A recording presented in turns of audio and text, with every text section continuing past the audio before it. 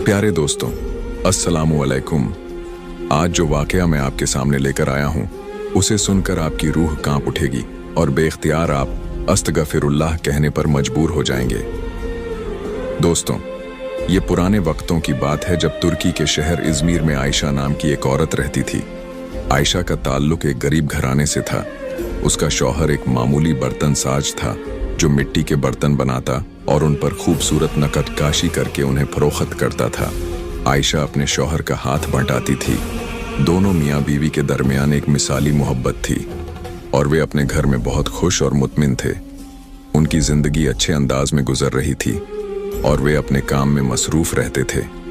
इसी तरह जब उनकी शादी को 2 बरस हो गए तो आयशा उम्मीद से हो गई। दोनों मियाँ बीवी बेहद खुश थे क्योंकि उन्हें इस लम्हे का बरसों से इंतजार था। अल्लाह ताला ने उनके सब्र का इम्तिहान लिया और उन्हें औलाद के लिए काफ़ी इंतज़ार करना पड़ा। लेकिन अब जब उनकी ये ख्वाहिश पूरी हो गई थी तो दोनों की खुशी का ठिकाना नहीं था। ख़ास तौर पर आयशा का शौहर बहुत मसरूर था। वो आयशा का इतना ख्याल रखता कि उसे ज़मीन पर कदम तक न रखने देता।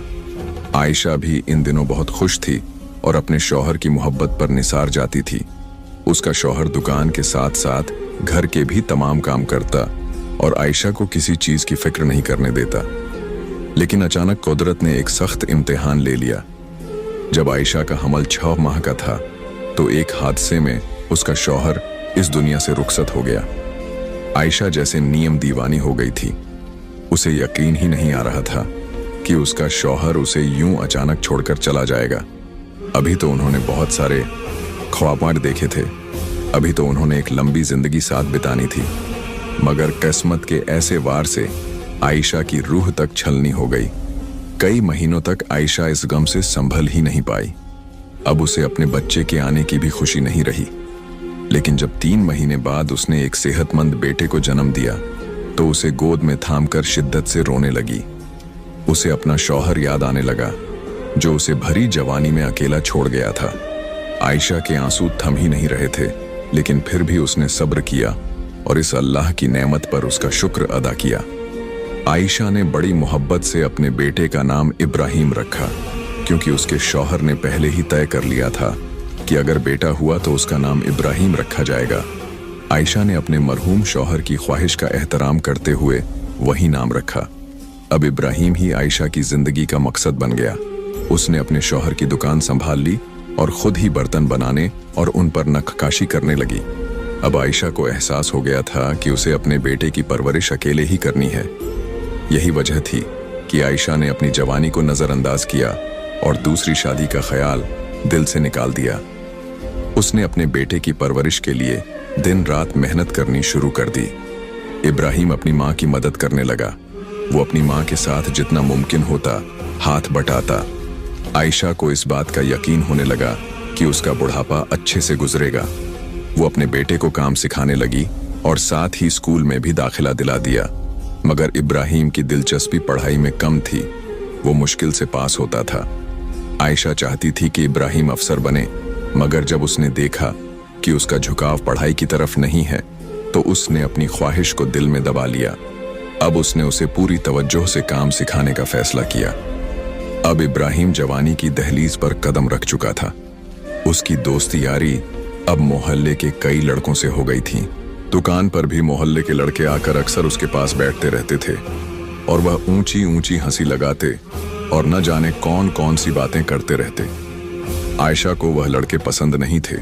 वह अक्सर इब्राहिम को टोका करती और मना करती, इब्राहिम तुम इन लड़कों को दुकान पर मत आने दिया करो और उनसे फासला रखकर मिला करो। मुझे वह लड़के पसंद नहीं हैं, उनकी सोहबत अच्छी नहीं है। लेकिन इब्राहिम अपनी माँ को यही कहता, अम्मा वह लड़के मेरे दोस्त हैं, मेरी मोहब्बत में अगर वह यहाँ पर आ जाते हैं तो क्या हरज है। आप दिल छोटा मत करें और न ही इस बात का दिल में ख्याल लाएं कि उनकी सोहबत गलत है। वे वैसे ही जरा खुले मिजाज के लड़के हैं। इब्राहिम ने माँ की बात को चुटकियों में उड़ा दिया था और आयशा चुप हो गई थी क्योंकि इब्राहिम अब जवान हो रहा था और वह उसे इस तरह रोक टोक करके उसके ऊपर पाबंदी नहीं लगा सकती थी और न ही खुद से उदास कर सकती थी। वह सिर्फ उसे समझा सकती थी और जितना हो सकता था उसे गलत कामों से बचाने की कोशिश कर सकती थी। वक्त इसी तरह गुजर रहा था। इब्राहिम अब एक भरपूर जवान मर्द की शक्ल इख्तियार कर चुका था। वह अब 25 साल का हो चुका था और वक्त के साथ साथ आयशा और ज्यादा बूढ़ी होती जा रही थी। आयशा की कमजोर हड्डियों में अब न तो इतना दम रहा था और न ही अब उससे इतना काम होता था। वह दुकान पर भी बस कुछ देर के लिए ही आती थी। दुकान पर ज्यादातर इब्राहिम ही रहता था। आयशा के अखलाक की बदौलत दुकान पर स्थायी ग्राहक लगे हुए थे, जो अब इब्राहिम की बदतमीजी और उसकी बदमाशी की बदौलत कम होते जा रहे थे, और आयशा को इसी बात की चिंता थी। वह जितनी देर दुकान पर आती, दुकान के सिस्टम को संभालती, ग्राहकों को संतुष्ट करने की कोशिश करती, लेकिन इब्राहिम के अंदर अब दौलत की चाहत बढ़ गई थी और वह ज्यादा पैसे कमाने के चक्कर में नक्स माल तैयार करने लगा था। यहां तक कि उसने अब अपनी मां को भी साफ साफ मना कर दिया ताकि वह दुकान के मामलात में बिल्कुल भी दखलंदाजी ना करे, बल्कि वह अब दुकान पर आए ही ना करे। इब्राहिम के मुंह से यह सुनकर आयशा जैसे सकते के आलम में मुब्तला हो गई थी और कहने लगी, तुम मुझे दुकान पर आने से क्यों रोक रहे हो? इस दुकान को मैंने दिन रात मेहनत करके प्रोवान चढ़ाया है, अपना खून पसीना इस दुकान को दिया है, मेरे शौहर की मेहनत इस दुकान की बुनियादों में शामिल है। तुम मुझे वहां आने पर नहीं रोक सकते। लेकिन आयशा की बात सुनकर इब्राहिम कहने लगा, अम्मा, दुकान पर या तो आप जाएंगी या फिर मैं जाऊंगा, वरना मैं इस दुकान को आग लगा दूंगा। इब्राहिम का यह अंदाज देखकर आयशा का दिल जैसे बैठ सा गया था और वह बेयकीनी भरी नजरों से इब्राहिम की तरफ देखती रही। उसे जैसे इस बात का यकीन नहीं आ रहा था कि इब्राहिम ने उससे इस तरह की बात की है। आयशा दुकान से बाहर निकल आई और धीरे धीरे कदम उठाते हुए घर की तरफ बढ़ते हुए आंसू उसकी आंखों से बहते चले जा रहे थे। वह बार बार यही सोच रही थी कि आखिर इससे कहां पर गलती हुई, आखिर उसने अपने बेटे की परवरिश में क्या कमी रह गई है कि आज उसका बेटा उसके मुकाबले खड़ा हो गया है और उससे ऐसी बात कर रहा है। आयशा का दिल गमजदा हो गया था और उसके दिल में बार बार अपने बेटे के लिए यही ख्याल आ रहा था, यकीनन उसकी तरबियत में कोई कमी रह गई है।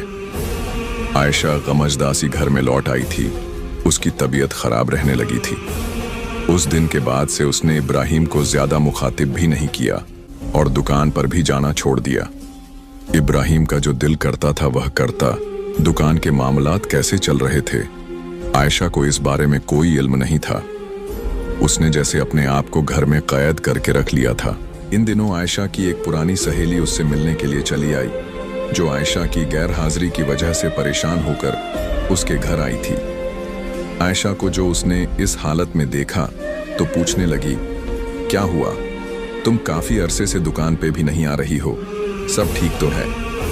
आयशा की सहेली ने जब उससे पूछा तो आयशा फूट फूट कर रोने लगी, क्योंकि उसका दिल पहले से ही बहुत गमजदा था। उसने अपना दिल खोलकर सहेली के सामने रख दिया और कहने लगी, अब तुम ही बताओ मैं क्या करूं?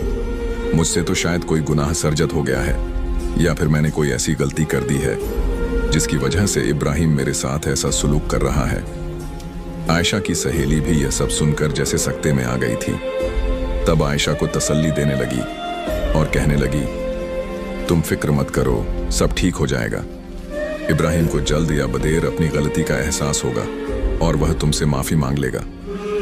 अभी तुम ऐसा करो कि उसकी शादी कर दो, कोई मुनासिब सा रिश्ता देखकर उसका निकाह कर दो। जब उसकी शादी हो जाएगी तो जरूर उसकी शख्सियत में मुसब्बत बदलाव आएगा।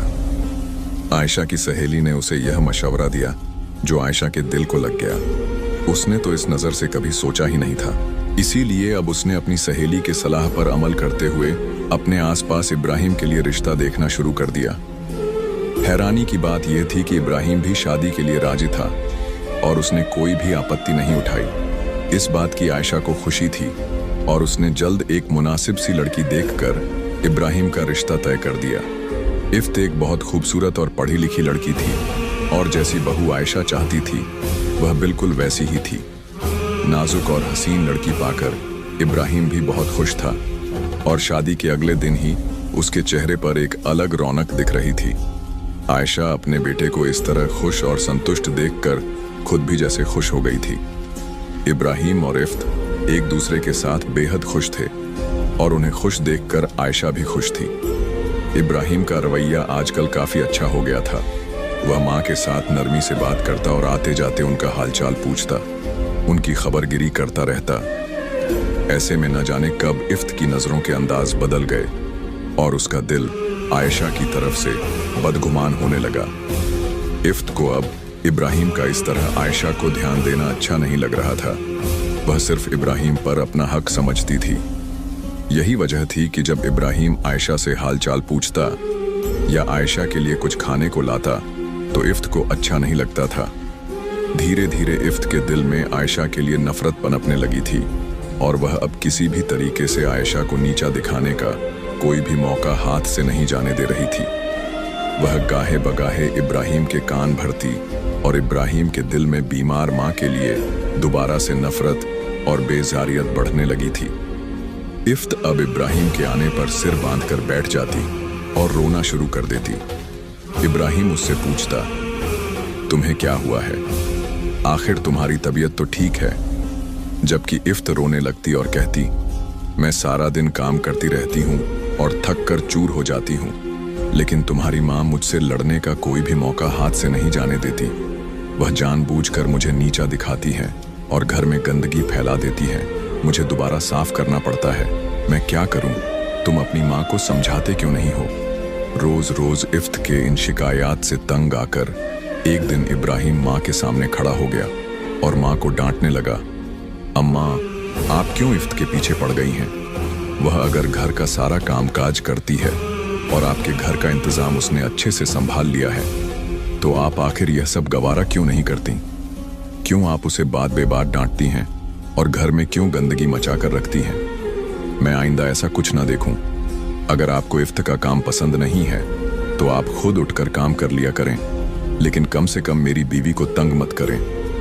इब्राहिम गुस्से से माँ को कहता और उनसे लड़ता झगड़ता तो माँ बेबसी से उसकी शक्ल देखती रह जाती, क्योंकि आयशा जानती थी कि यह सब कुछ झूठ है और इफ्त ने जानबूझकर यह प्रचार किया है।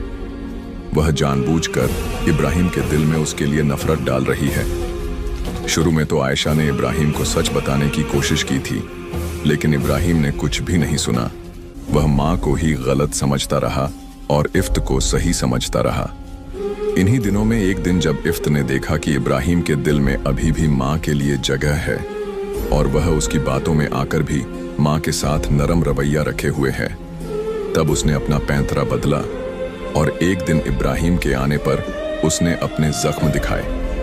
अपने शरीर पर लगे हुए जख्मों को उसने आयशा के नाम से जोड़ दिया और कहने लगी, आज तुम्हारी माँ ने मुझे सीढ़ियों से धक्का दे दिया और कहने लगी कि तुम मर क्यों नहीं जाती? तुम जब से इस घर में आई हो, हमारे घर की रौनक खत्म हो गई है। हर वक्त लड़ाई झगड़ा रहता है। तुम्हारी वजह से मेरा बेटा मुझसे दूर हो गया है। मैं तुम्हें इस घर में बर्दाश्त नहीं कर सकती। तुम यहाँ से दफा हो जाओ। इफ्त ने रोते हुए इब्राहिम को सारी स्थिति बताई।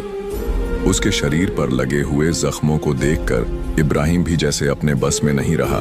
वह एकदम गुस्से से उठकर माँ के कमरे में जा पहुंचा। आयशा इस वक्त चारपाई पर बेबसी के आलम में लेटी हुई थी। उसे 2 दिन से बुखार था। उसे नहीं मालूम था कि इफ्त ने क्या खेल रचाया है और इब्राहिम आखिर इतने गुस्से में क्यों कमरे में आया है। आयशा तो इब्राहिम को देखकर निहाल सी हो गई थी और उसके बूढ़े चेहरे पर मुस्कान आ गई थी, लेकिन जैसे ही उसने इब्राहिम को पुकारना चाहा, इब्राहिम एकदम गुस्से में आगे बढ़ा और माँ को बाजू से पकड़कर चारपाई से उठा दिया। आयशा इस बात के लिए तैयार नहीं थी। वह एकदम हैरानी से आंखें फाड़े अपने बेटे को देख रही थी, जो उसे गुस्से में खड़ा करके कहने लगा, आखिर आपकी हिम्मत कैसे हुई मेरी बीवी के ऊपर हाथ उठाने की और उसे जान से मारने की कोशिश करने की? यह कहते ही इब्राहिम ने आयशा को मारना शुरू कर दिया। आयशा तो पहले ही कमजोर और लागर थी और इब्राहिम को इस गुस्से के आलम में देखकर वो वैसे ही जैसे हिम्मत हार चुकी थी। इब्राहिम की मार बर्दाश्त नहीं कर पाई। वो चारपाई पर जैसे गरसी गई थी और इब्राहिम को माँ की बेबसी और उसकी लाचारी नजर नहीं आ रही थी। वो मुसलसल गुस्से में बोलता जा रहा था और आयशा को मारता पीटता जा रहा था। आयशा ने नजरें उठाकर देखा तो उसे दरवाजे में खड़ी इफ्फत नजर आई। जो इस वक्त आंखों में एक खास चमक लिए हुए ये सब कुछ होता देख रही थी, यूं जैसे उसका मकसद पूरा हो गया। वो आयशा जान गई थी कि इफ़्फ़त को उसका वजूद गवारा नहीं है और वो उसे इब्राहिम के दिल से निकालना चाहती है और इस घर में नहीं रहने देना चाहती। इस बात ने आयशा के दिल के अंदर जैसे एक दुख की कैफियत पैदा कर दी थी। आयशा भी हिम्मत हार चुकी थी। वो अपनी चारपाई पर गरसी गई। इब्राहिम उसे मार के गुस्से में बोलता हुआ कमरे से बाहर चला गया। आयशा ने डबडबाई हुई आंखों से इब्राहिम को जाते हुए देखा तो उसकी आंखों से 2 आंसू टूट कर गिर पड़े। वो बड़ी बेबसी के आलम में थी। उसके दिल में उस वक्त शदीद दुख था। उसकी निगाहों के सामने अपनी सारी जिंदगी घूमने लगी। किस तरह अपने शोहर के मरने के बाद उसने इब्राहिम को पाला पोसा और उस तरह जवान किया कि आज वो उसी के ऊपर हाथ उठाने लगा था। आयशा को तो जैसे यकीन ही नहीं आ रहा था। गमों ने उसे वक्त से पहले ही बूढ़ा कर दिया था और अब तो इब्राहिम के उस रिवायों ने, उसकी मारपीट ने उसकी रही सही हिम्मत भी खत्म कर दी थी। आयशा अपने बस्तर पर गरी पड़ी रह गई। इब्राहिम कब का यहाँ से जा चुका था और उसी रात दुख और बेयकीनी भरी कैफियत में आयशा ने अपनी जान दे दी। सुबह जब आयशा कमरे से बाहर नहीं निकली तो इब्राहिम के जाने के बाद इफ़्फ़त ने कमरे में झांका, क्योंकि वो अपनी सास की हालत का मज़ा लेना चाहती थी। वो चाहती थी कि उसकी सास यहाँ से चली जाए और वो पूरे घर पर काबिज हो जाए और इब्राहिम के दिल पर भी सिर्फ उसी की हुकूमत हो। लेकिन जब उसने आयशा को यूं बेसुध पड़े देखा तो उसके जैसे हाथ पैर फूल गए। आयशा का बेजान वजूद इस बात की गवाही दे रहा था कि उसे मरे हुए काफ़ी वक्त हो चुका है। आयशा ने इब्राहिम को इत्तला भिजवाई तो इब्राहिम भी जैसे भागा हुआ घर आया। उसने माँ का बेजान वजूद देखा तो उसे भी जैसे यकीन नहीं आ रहा था। वो बेतहाशा निदामत और दुख की कैफियत में मुब्तला हो गया। उसे जैसे माँ के मरने का यकीन नहीं आ रहा था। लेकिन सच तो यही था कि आयशा इस दुनिया से चली गई थी और अब पीछे सिर्फ उसकी यादें रह गई थी। आयशा के सोग में इब्राहिम ने 3 दिन दुकान बंद रखी थी और फिर दोबारा से वही मामलात जिंदगी लौट आए थे। वो सुबह दुकान पर चला जाता और शाम को घर आ जाता। आयशा के जाने का उसने इतना ज्यादा सदमा यूं भी नहीं लिया था कि वो पहले ही माँ से काफी दूर हो गया था और उसके दिल में माँ के लिए कोई खास मोहब्बत नहीं थी। उसे इस बात पर भी निदामत नहीं थी कि उसने अपनी बेबस और कमजोर माँ के ऊपर हाथ उठाया था। कुछ दिन उसी तरह गुजर गए जब एक रात अचानक इब्राहिम के बाजों में दर्द हुआ और वो दर्द इतना शदीद था कि वो नींद में से उठकर बैठ गया और चीखें मारने लगा। इसके साथ सोई हुई इफ़्फ़त भी उठकर बैठ गई और उससे दरियाफत करने लगी, क्या हुआ इब्राहिम, आप ऐसे चला क्यों रहे हैं? जबकि इब्राहिम बेबसी से चीख रहा था और कहने लगा, मेरे बाजू में बहुत दर्द है, यहाँ पर मुझे सोइयां चब रही हैं, यूं लग रहा है कोई चीज मेरे बाजों को खाए रही है। इफ़्फ़त ये सुनकर परेशान हो गई और उसने आगे बढ़कर इब्राहिम के बाजों को दबाना शुरू कर दिया।